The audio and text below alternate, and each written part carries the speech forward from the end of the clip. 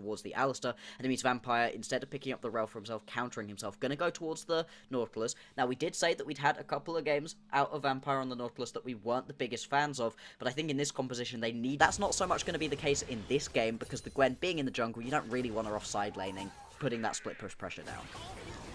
Yeah, a lot of other things the jungler has to do other than sitting in a side lane. Unfortunately, in terms of the role that he plays for his team. So I don't expect Monkey to do that as much.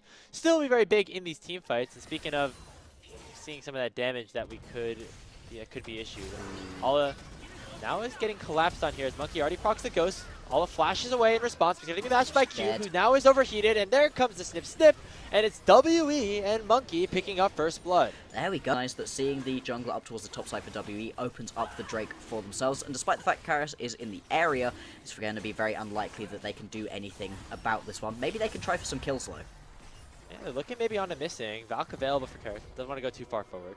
So we'll just be that dragon traded over for JDG. Because something that, hands can't necessarily give you is experience and the ability to play out team fights as a coordinated unit. And that's what these guys kind of know what to do. As Cube going to be targeted here in a 1v3. Going to try to survive as long as possible and burn as many cooldowns as he can. Overheats on the Rumble before going down to Shun. But here comes the rest of the team. Karras picks up the first kill on the missing. And now it's a 3v2. Now turned into a 3v3. Here comes Scout. He's exhausted. There's a slicing Maelstrom for Mala though. Makes another 1-for-1 trade. Karras is able to dash away with another Valkyrie. And now the soul laners for JDG going to try to do a little bit more damage onto the Corki, but he will escape with his life. Overall, a very even trade. It's 2 for 2. In that one, 1 for 1. More than happy with that for WE. They are losing themselves a little bit in terms of some of the lanes for just CS. But still, Monkey going to be able to pick up some of the grubs right here too. This has been a good early game. Good prio though generated by JDG, but they're going to walk straight into Vampire, who actually Hex Flashes out of nowhere, and now lands that hook. Here comes the bullet time, but the Gwen Shroud actually keeping Monkey alive for so much time. Here comes the Needlework 2-man pulve though, and now JDG able to win that fight easily. It's a 2-for-0. Yeah, despite the fact that the Hallowed Mist was able to keep Monkey alive for ages right there, it really doesn't matter in the end. They can most certainly try to play around. We'll obviously see what the soul is going to be in just a second's time. Let's see if it's going to be one of the better ones, because if it is, then this could be something huge for JDG to try to play. Find out Scout here. Nicely used Hallowed Mist to make sure that Monkey doesn't get hit up by the charm. First grub will get secured by Shun, and I think that's all that WE really wanted, to at least force members of JDG around the pit instead of them trying to allocate their resources in a split fashion. Third grub still is available, and Monkey could potentially try to steal this one away. He has the smite, could dash in, and instead it's Vampire actually looking for the hook initially on the missing.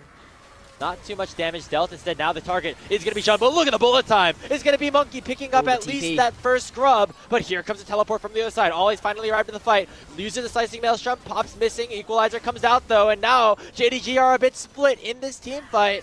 The rest of WB, they're going to have to try to escort out safely. Here's a nice charm from Scout as the world champion will take down Monkey. Shun will follow, but Taeyun will shut him down with a forced shot. Q flashes over the wall. Who will potentially try to follow the Rumble? As the curtain call is going to get canceled by a charm. Scout still... Yeah, I mean, using a major cooldown onto the Alistar, who wants to get closer to your entire team anyway. Exactly. As speaking of getting closer, that's going to be Monkey getting very, very close to Scout. Maybe a little bit closer than he would have liked with that nicely max range charm.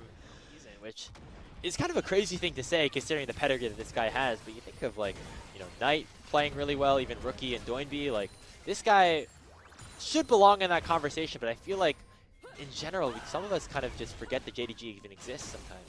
Yeah, I mean, in terms of when we have conversations of the top 4 teams, it does feel like they're getting left out of the conversation quite a lot at the moment, which is surprising for a team with this many amazing players, this much history behind it. But honestly, when we're talking about top tier teams, it feels like in terms of the conversation, you talk about AL. Oh, hang on. He's alright. Yeah, as we were discussing that. He goes back. Monkey! What? He tries to come back in and steal that dragon. He knew it was a one-way trip, and it was just a 50-50, but Shun able to lock it down and pick up soul point for JDG. I was expecting him to just leave. That's why I kept talking. I was like, it's fine. He's just going to walk away. Yeah. Concede the Drake. Nope. Straight back in. Fair enough, buddy. And I guess I can understand it, right? You really don't want to be giving over that soul point already, just 17 minutes into the game. It's a very early soul, potentially going to be picked up right here for JDG. And like we were talking about earlier, not necessarily the best, the Ocean Drake, but still going to make these more extended team fights incredibly good for JDG, and that is a bit of a risk. Do everything methodically and not too radically at this point, knowing that they're in a very good position here in this game. Ooh, hook goes through. Started up here, missing actually procs the ultimate a little bit late, so he takes a big chunk of damage early on. You saw in the picture-in-picture, Cube does not have the equalizer, and so it would be a bit of a tough fight for JDG to go for 4W to go for, but Monkey is able to secure that red buff, which is a small win here for his team. It's at least something. WE, they can't just sit back. They have to keep trying in this game. Because potentially we're going to get a 1v1 here. Wow, yeah. I was surprised Ollie went in after missing the shuriken, but I think he's just going to win out of it anyway. No! Karis does.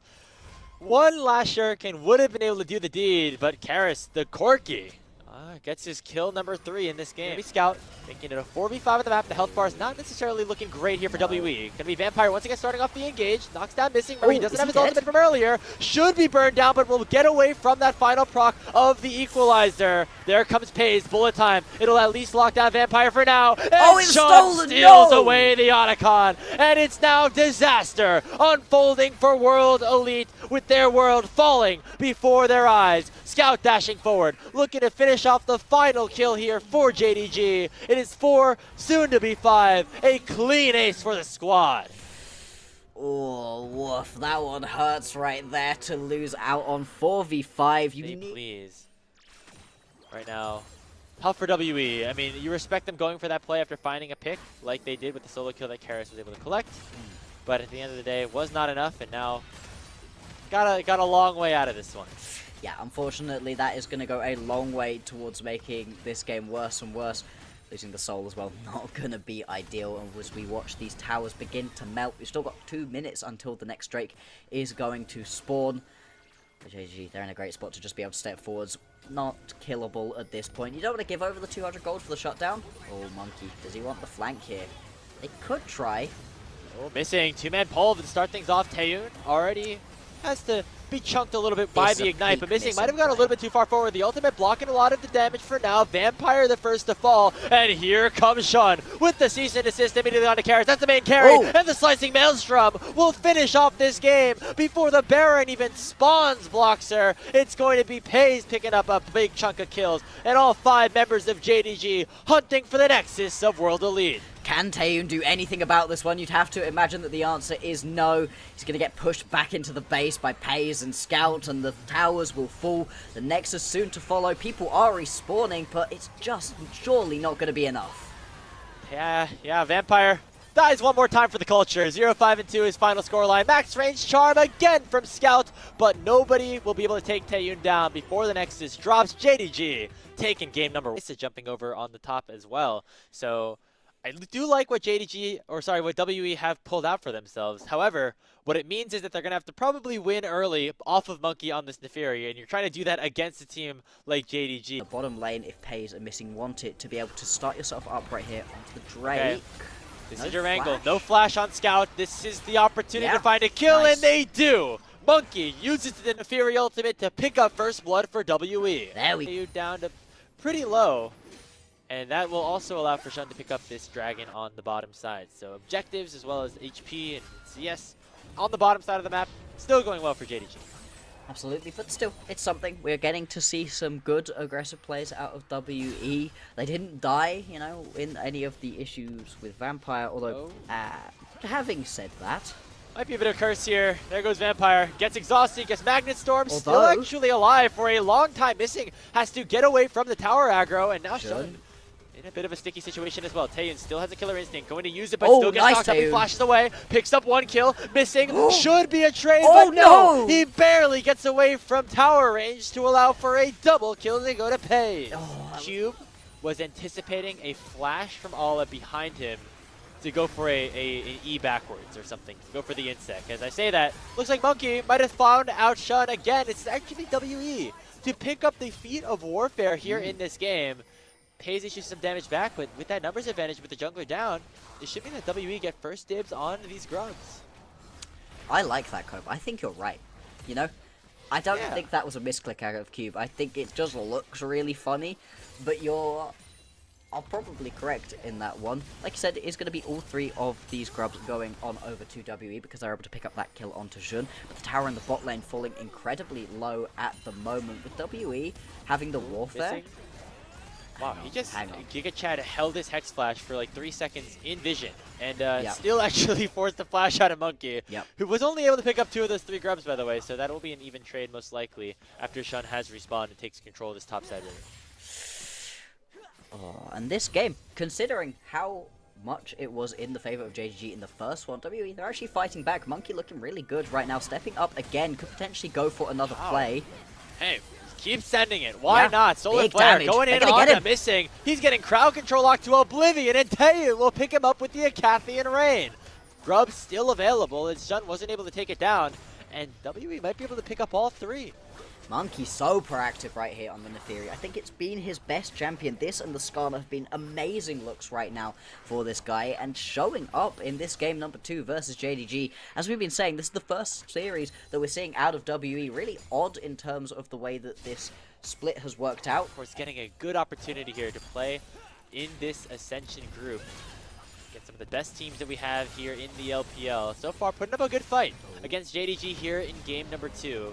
However, in terms of the gold, it still is JDG ahead by a fair margin. Vampire has been using that Hex Flash basically off of cooldown to try to look for some plays, playing very aggressively on this front line.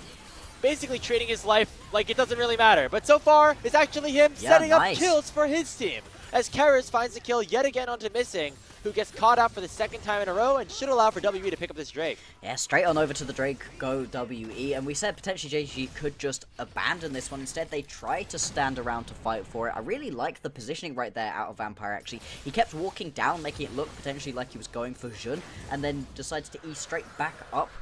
Teleport is coming in from Ala. He's the strongest player in this game, I would say, by a decent margin. You can see it there with that accelerated shock blast. Already taking Taeyu down to half. Shun waiting to try to potentially steal away this Rift Herald. He's going to be a little bit far away, but might be here for a fight. Monkey's going to be able to collect the eye, and now here comes the engage. Teleport comes in again from the bottom side. It's Scout joining the fray. But now, WE can just fully collapse upon the flank of Ala and potentially just take this chase down. It's Monkey picking up yet another kill, as JDG were waiting around for way too long before they decided to make a move. Yeah, it was really odd from JDG, where they were just sat there waiting. Like you said, they may well be able to catch out onto either Cube or Vampire. I think Vampire's just going to fall right here, but it's really not going to be the end of the world. Maybe Monkey wants to re-engage. And it seems like maybe WE want to fight this. He's on the Cube right now. Vampire will be the sacrifice. Here comes the Magnus Storm from Missing, but now Monkey's here. Taeyun in the back line as well. Could potentially go in with the Killer Instinct. Finds it on There he is. There goes Taeyun. He finds the shutdown, and WE are still alive in this one.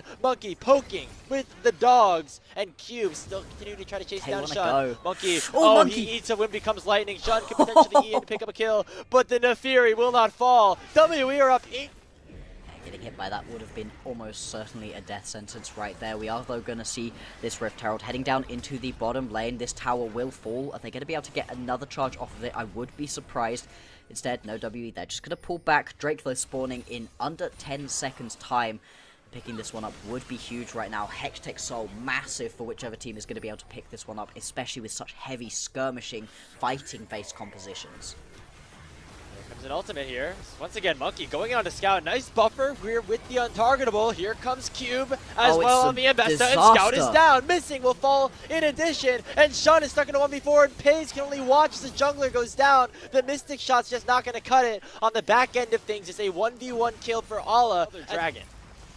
Yeah, but still, JDG, they trade it. Like you said, the 1v1 kill from Ala. I don't know why Taeyun was caught out right there. Really unfortunate as the Kai'Sa to just get jumped fully by this very strong Jace.